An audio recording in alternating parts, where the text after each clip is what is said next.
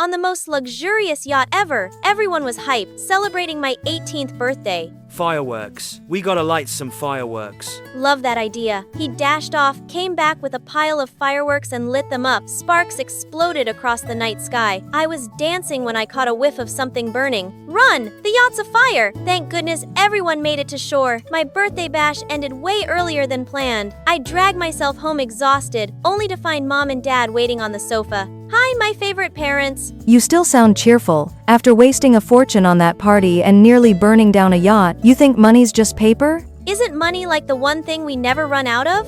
From now on, you'll earn your own. Then you'll understand its value. No way. The daughter of a famous lawyer and the chairman of the country's biggest hotel chain, working like a regular person. I begged and pouted, but they didn't budge.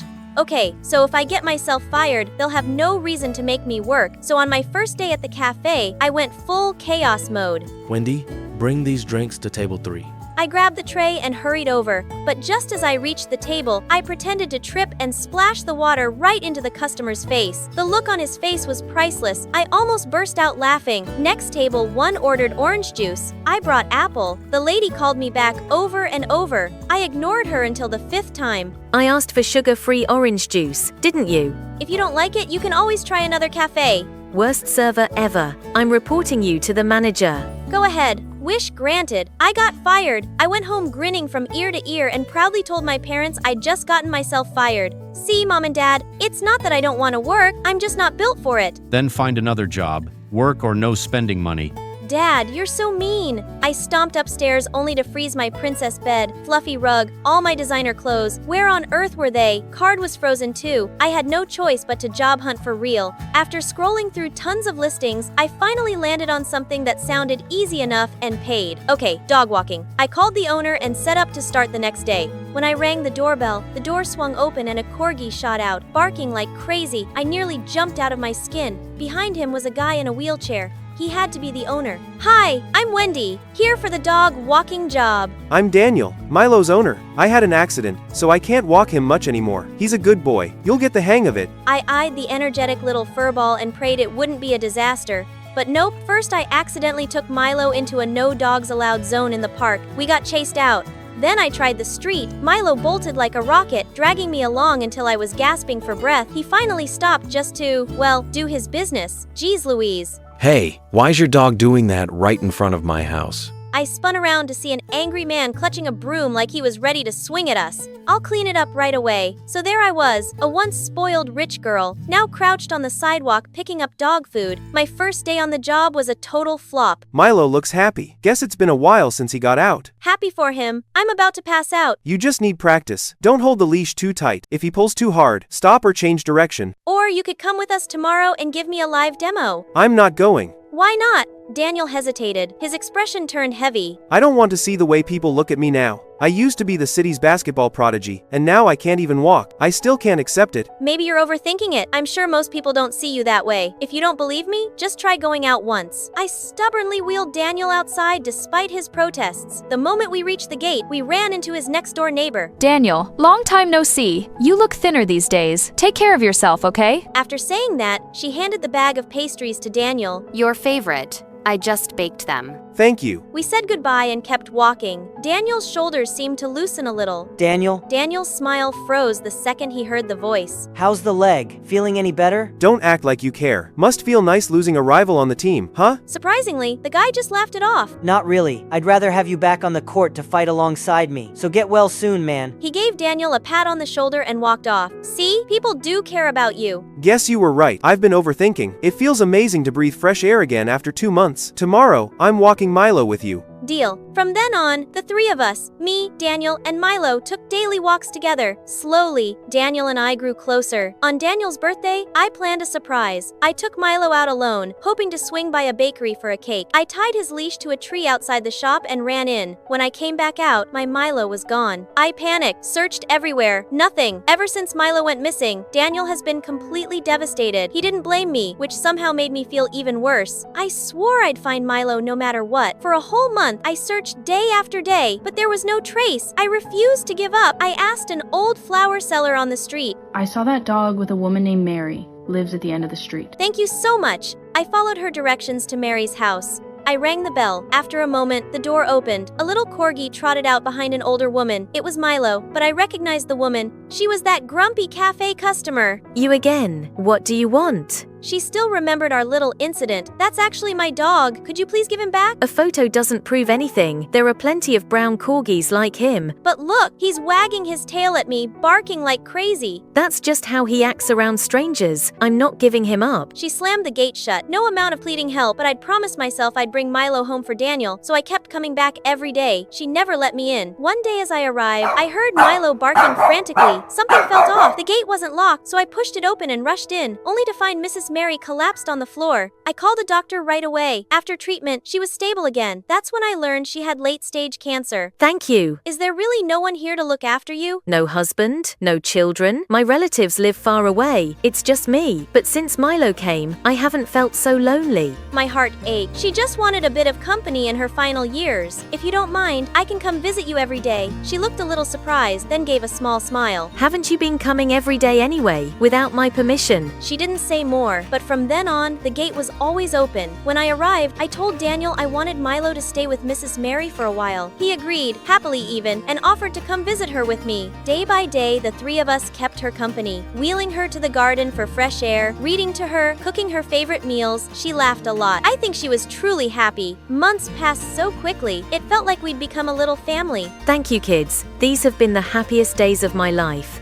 I'm happy too. Oh, I baked a blueberry pie today. Let me bring you a slice. Later, dear. I just want to rest for a bit. Sure, I'll wake you up in a while. But that nap lasted forever. After the funeral, Daniel and I were sorting through her things when two strangers barged in, acting all high and mighty. Who are you two? Get out. And you are? We're her relatives. From now on, everything she owned is ours, including this house. She was sick for so long and you never visited. Now you show up just to snatch her things. I've never seen anyone as shameless as you. The argument blew up fast. Then, Stop right there. my dad strode in, stunning everyone in the room. I'm the attorney Mrs. Mary appointed to read her will according to her wishes. All of her property goes to Wendy. Me? That's impossible. He snatched the will from my dad's hand, scanned every line, and his face slowly sank into frustration. You have no legal claim. If you keep causing trouble, I'll call the police. Left with no choice, the so-called relatives stormed out grumbling. Thank goodness you showed up in time. I've been keeping an eye on you. You've changed a lot, and I'm proud of you.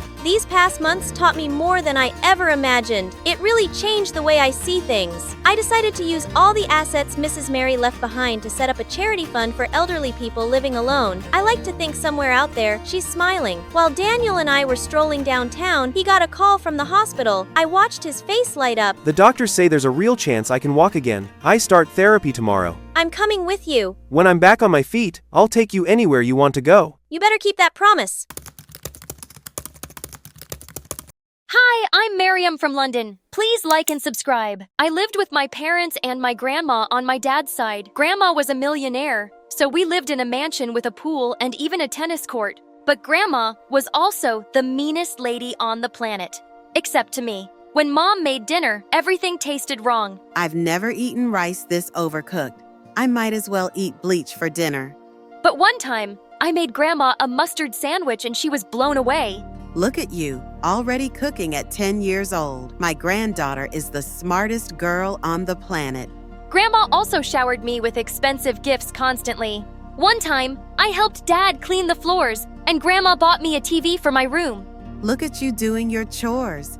This is what you get for being an angel, darling. Grandma scolded Mom and Dad for not spoiling me the way she did. Miriam had a fever yesterday. You two cheapskates couldn't hire a singer or a boy band to entertain her. Even though she was a jerk to everyone around her, I loved being Grandma's little gem.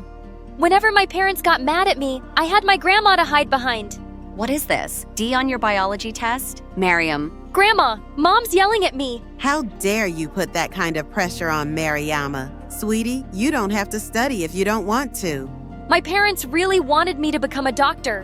When I grew up, they would get me all sorts of medical toys. But all I was ever interested in was paints, clays, and brushes. I often imagined myself as a famous painter and pretended to take a veil off a painting I made. Everyone would tell me I was the next Picasso, and I'd say, "Oh, you're all too kind." One day in 9th grade, I decided to sign up for a painting class, but my dumb parents said I had to take chemistry. It's time you start taking school seriously, young lady. We've had enough of your art nonsense. That was it. I opened my mouth and started to scream. Mom and Dad covered their ears. What is the matter with you? Are you a toddler? I think I lost my hearing. Grandma, they're being so mean to want to take biology. I want to paint. You two should be ashamed of yourselves. Miriam is obviously an art prodigy and should be painting as much as she wants. We'll compromise then. You will take biology class, but we'll hire a tutor to give you private art lessons. Really? Really? Oh, thank you so much. I knew I was being a little bratty, but if I could take private art lessons, so be it. My art tutor turned out to be a girl from my school. Her name was Layla, and she was in the 11th grade. And I didn't mind having her for my art tutor at all. She was one of the most popular girls in school and looked like a supermodel. I'd always heard about her, but I never got to talk to her before. I'm gonna help you become one of the greatest painters. Soon you won't even need to go to school anymore. I sure hope you're right. I didn't know you were an artist, Layla. No one ever said anything. Nobody really knows me at all, really. I think I'm only popular because of how I look, but I don't have any real friends. Layla and I spent an hour painting and talking, and Layla was right. She wasn't like most popular girls at all. In fact, she was a little weird. One time, I decided to paint my entire face green, just to see what it would look like. All right then, so I guess we're done for today. Actually, I wanted to ask you something. My parents are on vacation for like 6 months, so I'm all alone in my house. Can I stay at your place? I'll help out around the house and give you triple the art lessons. Triple the art lessons? I was gonna make sure Layla could live with us. Oh, for sure. I just gotta talk to my grandma. But my parents happen to be in the same room as Grandma, and they wouldn't have it. Some stranger living in our home? Are you crazy? Might as well invite a robber to live with us. You guys are so unfair. She said she's gonna give me triple the art lessons. Grandma, tell my parents to stop being jerks. Miriam's right. You two are heartless people, not letting a friend of Miriam's into our home, not letting her follow her dreams. You should be ashamed of yourselves. I knew then Layla was gonna stay with us for as long as I wanted her to. But as time passed, I didn't just do art with Layla. I also talked to her for hours. Miriam, how come your grandma's such a bully? She's a bully to everyone, but not to me. Don't you worry, one day she'll bully you too. No, Grandma loves me. You know, you're kinda naive, Miriam. Sort of like a kid. I am not. No, it's a good thing. I wish I was more like that. Layla said the most confusing things, but I loved every moment I spent with her. Even at school, being with Layla was an adventure. She would do the weirdest things. Miriam, come with us to the boys' bathroom. We're gonna tape anonymous love letters on the wall. Are you crazy? Why? 'Cause it'll drive them crazy. When no one was looking, Layla leaned over to me and whispered, "Consider this your most important art, how to win over the boy you love." But I don't like any boys. Or maybe boys don't like you. You're two. I don't know what the word is. What's that supposed to mean? I don't know. Boys just maybe aren't into you. Like I said, you're kinda young for your age. Layla taped her anonymous love letter to the wall and left me inside the boys' bathroom. I was mad after Layla said that. I even refused to talk to her after school. Come on, Miriam. Don't be so sensitive. I didn't mean anything by it. You insulted me. Maybe you are just another mean, popular girl. I'm sorry. You're right. Sometimes I say stupid things. Sometimes I think there's something wrong with me. What do you mean? Layla didn't answer. Instead, she took me to this gorgeous hiking trail to paint. I forgot all about our conversation. Layla, do you think I can win the Easter drawing contest, become the best artist in the world, and maybe even drop out of school? It doesn't work like that, silly. I was kidding when I said that maybe you'll never be a great painter. You don't think I'll ever be a great painter? I don't know, really. But did you know that you're the best student I've ever had? Maybe you won't become a famous painter, but you can win the Easter drawing contest and become famous for something else. Why was Layla always speaking in these weird riddles? Layla helped me a lot, and in the end, with my own effort and her dedication, I won the Easter drawing contest. After the contest, I felt closer to Layla than I had ever felt to anyone before, even though she was still a mystery. Then 10 months later, Grandma started picking on Layla one day. It was totally out of the blue at dinner time. Dear, I assume your parents are successful painters? No, ma'am. It's just me who likes to paint. My parents are doctors. But like I said, now they're on vacation.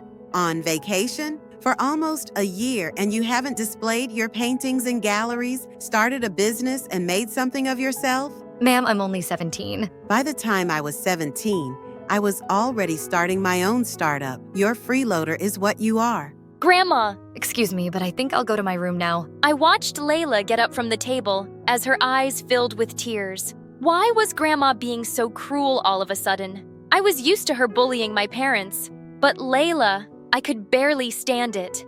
I jumped up to follow Layla. Layla, wait! Don't take what Grandma said to heart. I told you she can be mean sometimes. Your grandma's right. Miriam, I have to tell you something. What is it? I lied before. My parents aren't on a trip. The truth is, I am homeless. After my parents died, I tried going to an orphanage, but they didn't take care of me, so I ran away. And I've been living on the streets so far. I've been able to keep it a secret at our school, but I'm worried one day they'll find out. Oh, Layla, I had no idea. Listen, if I tell Grandma about your situation, she'll understand. She always agrees with whatever I say, no matter what. But when I told Grandma Layla's story, her face turned white with anger. She looked like a statue. I want her out of my house. Miriam, I can't believe I ever agreed to let a filthy child criminal into my home. She leaves today, and I'm calling the police. Grandma, you can't do that. It wasn't her fault. I want her to stay here and teach me art. She's the bestest friend I've ever had. And for the first time ever, Grandma turned her anger on me. You don't know what you're saying, Miriam. You're just a silly child. Layla leaves my house today, like it or not. Then something inside me burst. Grandma, I've had enough of your cruelty. You bully everyone around you and I'm sick of it. You have no idea what Layla's gone through, and you have no idea what she means to me. Without waiting a split second, I ran back to my bedroom to find Layla. But she wasn't there. Where had she gone? All of a sudden, I saw Layla outside the window with a backpack. She was walking farther and farther away from our house. I dashed outside. Layla, where are you going? Layla just ignored me and kept walking. I ran up to her and grabbed her arm. Layla, please don't leave. You were right about Grandma. She is a bully, and I finally stood up to her. I don't care about what she wants. I care about you, Miriam. I think you better forget about me. It's for the best. What do you mean? I could never forget about you. You're not my family, Miriam. I don't have any family. Nobody loves me. I'm just your art teacher. That's all I ever was. Before I could say another word, Layla left. I tried chasing her. I never knew someone could run so fast. But after miles of sprinting, I collapsed on the ground and I burst into tears. I didn't get home until midnight. Grandma and my parents stood in the living room next to our giant, fancy fireplace. Grandma's eyes looked like they were on fire. You spoiled, awful child. Yelling at me and then vanishing out into the night. I should have you locked up in jail. Okay. Let's go easy. She made a mistake. She's still your sweet Miriam, isn't she?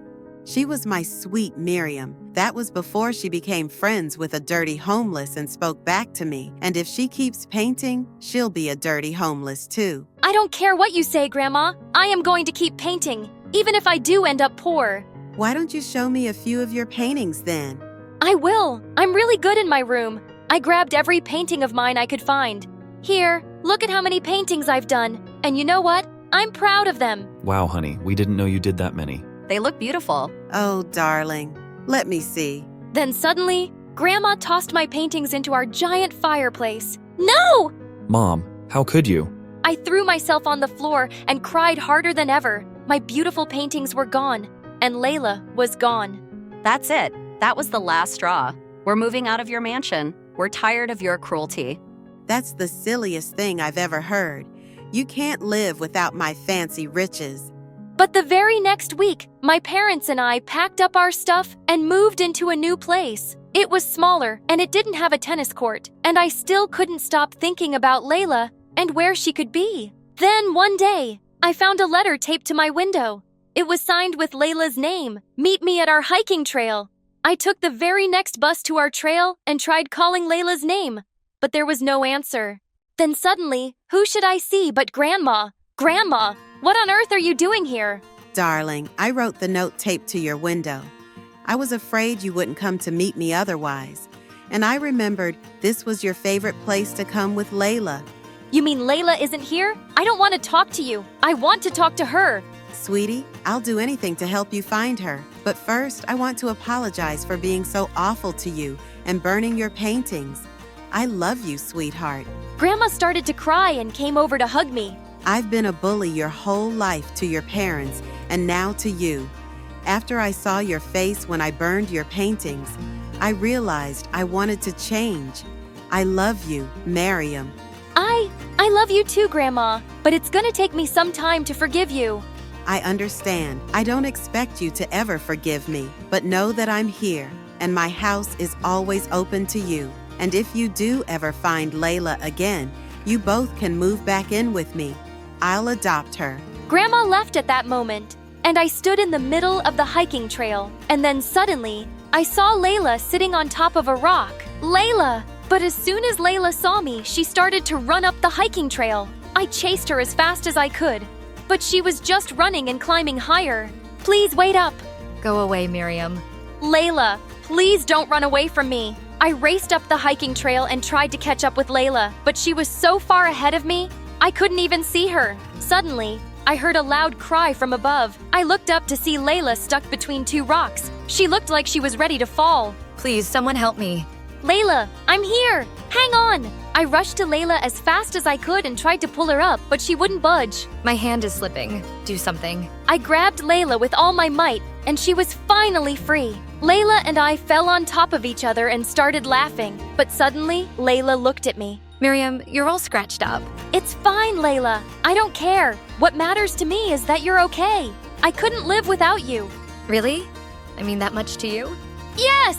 You're the most amazing friend and teacher I've ever had. I used to be so bratty and babyish. I had my grandma to run my whole life, but you've changed me. Even though we're not related by blood, you are my family. Do you really mean that? Yes, Layla, I talked to my grandma. She apologized for everything. And she said if I ever found you, she'd adopt you. Oh, Miriam. That's the best news I've ever heard. We'll paint up here every day. I'll teach you everything. We will. Even if we're never famous, I'll always keep painting with you. I love you, Layla. I love you too. Hey, it's Juniper the Rhyming Whiz. Please like and subscribe. Ever since I was a kid, I've loved poems. It all started with my amazing grandma and her incredible library. People would line up just to catch a glimpse. But when I turned 13, something really bad happened. My grandma left us, and because of a big business loss, my parents had to close down the library she loved so much. It was heartbreaking to see her special books being sold off. I felt so sad and lost. Without her and the library, life went on. But one day I spoke. I wanted a real gem, my grandma's co-letters edition book of Emily Dickinson's poems. I knew I had to get it to honor her memory. Oh my God, Mom, Dad, I need to have this, please, please. It's pretty expensive. I know you want this because it once belonged to your grandma, but honey, we can't afford this and you're just 16. Do something fun like some TikTok dances. Isn't poetry like watching grass grow? I knew Mom and Dad would never understand my love for poetry, so I decided to take matters into my own hands. I took every job I could, from mowing lawns like a boss to delivering newspapers. One day, while I was sweating like crazy, Mrs. Peterson, our neighbor, approached me with an offer. I just couldn't refuse to babysit her toddler son Tim, but I was a bit unsure. While Tim was as cute as a button, his older brother Jim with a handful. We were in the same class, and that dude had a special talent for getting into sticky situations with his failed magic tricks. But beggars can't be choosers, so I accepted the job. So there I was, babysitting like a pro, changing Tim's diapers, and trying to keep Jim out of trouble. One day in the library, I was reading a poem and Jim looked over. What's so fascinating about those words? Poetry is like a secret language of feelings and thoughts. It's like life in a nutshell. Bro, you should try it. And he did, for the first time. I had a friend who showed interest in poetry, and I appreciated it. One day, Jim and I were playing at the play area when he went to buy me some water. Right then, Aaron, of all people, came over to me. I'm not going to lie, my heart was literally racing with excitement, but what he said next shocked me. What are you doing here with Jim the Dim? Shouldn't you be with someone like me? Did he really have to? No way I was going to just stand there and listen to him diss my bestie. Hey, don't call my friend back. Just look. He's so dumb, he couldn't even figure out how to get water without making a total fool of himself. What an idiot. Whatever. At least he's not a jerk like you off, Aaron. Once Jim finally returned with a water bottle, he could tell something was up just by looking at my face. Hey, what's going on here? Is he bothering you? Back off, loser. Can't you see we're having a little chat here? She is my friend. If you're bothering her, you're bothering me too. That's right, we are a team. So just back off and let us enjoy. Aaron's face turned redder than a chili pepperetta hot sauce convention as he walked away, and I realized he's definitely not the guy I thought. The next day at school, when I saw Jim, I was stunned. He had a black eye. What the what? Who did this? Ugh, it's nothing. I fell from. Don't you dare give me that fell from the stairs. Spill the beans. What happened? I got into a fight with Aaron. He did that. Oh, I am going to teach that jerk a lesson. Saying that, I ran to the parking lot where I knew Aaron always hung out with his goonies, and the moment I saw him, I threw a punch at him that left him stunned. You'll regret this, Juniper. I'll make you pay. How? By hitting a girl? You're worse than I thought you were, Aaron. Back off, Jim. It's between Juniper and me now. So, Junie, you think you're tough? Yes, she wants to see how tough she is. Let's settle this with a rap battle. Yeah, I know you've been preparing for it. So, Aaron, are you up for the challenge? Because Juniper destroyed you here, and she's going to destroy you there too. You bet I will. I'm not afraid of you, Aaron. We'll see about that, but just so you know, if I win, you'll have to go on a date with me. No way. Oh, you will. And if I lose, I promise I'll apologize to Jim in front of the entire school. Fair deal, right? Bring it on! As Aaron walked away with his friends, reality hit me hard. I had just agreed to a rap battle with Aaron, and if I lost, I'd have to go on a date with him. While I would have been thrilled about the idea before, now that I knew Aaron was a jerk, I had zero interest. Jim, I don't know if I can do this. Juniper, you don't have to do this if you don't want to, but think about it. The cash prize is a whopping $5,000. We can split it. You can finally get those poetry books you've been dreaming of. And, well, I can perhaps get that PlayStation 5. My mom's been denying forever. All right, let's do this. And so we went, all in, writing and rehearsing like crazy. Aaron and his crew seemed just as determined, and we saw them often, practicing at the nearby park every day after school. One rainy afternoon as I was on my way home, I was about to slip in a puddle, but Aaron caught me just in time. Careful there. I didn't need you to rescue me, even though I didn't want to. We both ended up finding shelter under a small roof, and there I felt a bit uneasy. It was a tight space, and we had to stand close, making the situation all the more awkward.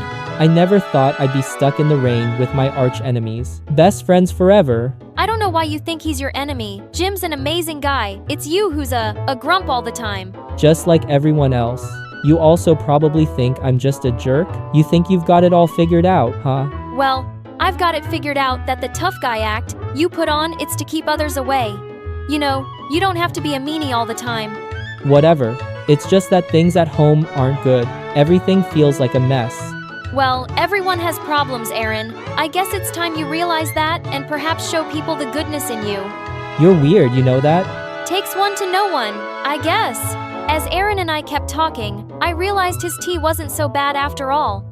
Once the rain finally eased up, we both went our separate ways.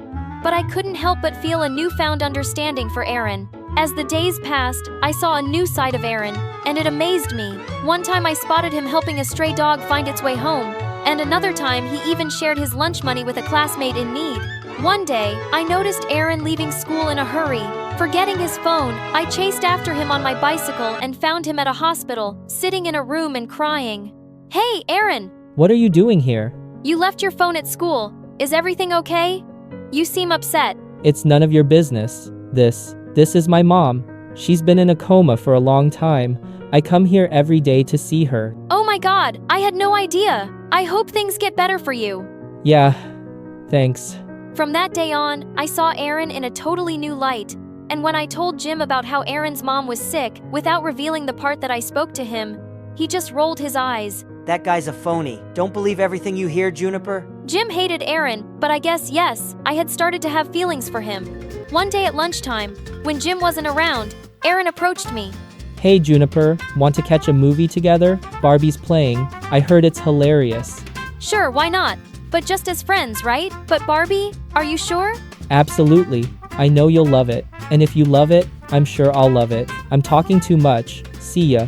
Day of the movie arrived, and I had come up with a plan to watch Barbie with Aaron without Jim knowing. I told Jim I was feeling sick and needed to rest. At the cinema, Aaron and I laughed our hearts out at the silly scenes in Barbie. It was so fun. But as we left the cinema, I was in for a surprise. Jim was standing there looking heartbroken and hurt. Juniper, you lied to me. I thought we were supposed to be best friends, and here you are with Aaron of all people. It's not what you think. Jim Aaron is a really nice guy. Juniper, please this guy. He's a snake. Hey dude, I'm standing right here. You better shut that mouth. You shut up and stay away from Juniper. Jim threw a punch at Aaron and knocked him on the ground. I was shocked. Are you crazy, Jim? What's gotten into you? You hurt him badly. But Juniper, you're my friend. You're supposed to be on my side. Jim, I'll be friends with whoever I want. I can't stay around you. It's like I don't even know who you are. I then helped Aaron up and walked him home. He could have pressed charges against Jim, but he didn't, which was very kind of him. In the days that followed, Jim tried to contact me many times, but I wasn't ready to talk to him yet. It felt like everything was spinning out of control, and I needed some time to sort out my feelings. So, on the day of the rap battle, instead of participating, I messaged Jim that I wouldn't be joining. All he replied with was a simple, "Okay." Feeling torn and anxious, I decided to at least visit the rap battle to see Aaron perform and support him. But what I saw there left me shook. Hey, Jimbo, you lost your friend. Now you're on your own. My tricks played well. She fell for my lies. What a surprise. To the cinema. Took her. She didn't know. Faked about my mom. My emotions went wild as I heard Aaron's hurtful words.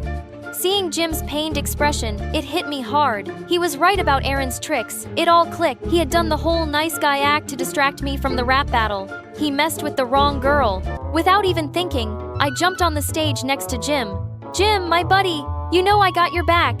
Through thick and thin, we never lack fake friends leave, but we stand tall, bonds unbreakable, never gonna fall. They're just haters, but we're the real deal and that's all. I knew you'd come. I had to. Now come on, let's win this thing. Jim and I were doing amazing. We were spitting verses in the mic like we were on fire. In the end, it was us against Aaron and his gang, and I decided to bring my A game and finish him once and for all. In the end, we totally nailed it and won the cash surprise. Remember, true friends got your back no matter what. Fake people and lies can't break real friendship. Trust your buddies.